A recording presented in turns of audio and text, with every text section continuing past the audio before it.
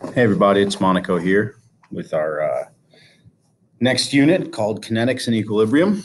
We're going to focus on how does a chemical reaction actually occur, what is an equilibrium, and how is it manipulated. That's our focus. So kinetics and equilibrium themes, essential questions, targets, and assignments as always. So our learning targets are focused on what are we going to learn and how we're going to learn it. Well, here we go. So can chemical reactions be sped up or slowed down? That is one of the main focuses of this unit, and we'll see how we can manipulate them. What does a potential energy diagram tell us about chemical reactions? Does it tell us they're exothermic, endothermic, heat absorbed, heat released, the effect of a catalyst? Potential energy diagrams will help us understand all of those things. Where does the heat of a reaction come from? Looking at table I, we know where heats of reactions are found, but where does that energy come from? So focus here. What is an equilibrium? All the reactions we've really studied so far this year are one direction, go to completion. Well, equilibriums are unique. They do something slightly different than that. We'll focus on that as well. And then how can we manipulate these equilibriums? Can we force them to change by manipulating the reactants and products?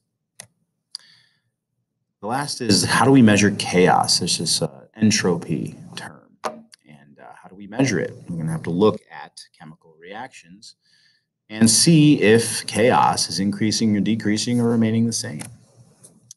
So let's see. Your learning targets. Got to be able to say that I can. Describe the steps required for a chemical reaction to occur using collision theory. It's one of the first lessons in our unit. In order for a reaction to occur, certain things have to happen. And you're responsible for knowing those things. Can you predict how concentration, temperature, and surface area will affect a reaction's rate?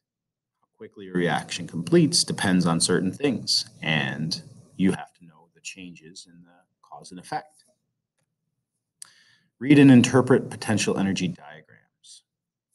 Find delta H's, find the effect of a catalyst, find activation energies, find heat of the reactants, heat of the products. Reading and interpret potential energy diagrams. Read and interpret heats of reaction for reactions listed on table I to determine, in order to predict changes in energy. Is energy being released or absorbed in that reaction? You've got to be able to interpret the reaction to do so. Identify different types of equilibriums and how they respond to stress placed on those closed systems. So we have a trick for teaching you how to identify how they respond to stresses. And there's only a couple types of equilibriums, physical and chemical. Read and interpret a chemical equation to predict changes in entropy. So randomness and disorder. Can you look at a chemical equation and see if the products that are made are in greater disarray than the reactants that made them? And let's see. There's a list of our assignments. We're going to be going through them in a very linear fashion this time.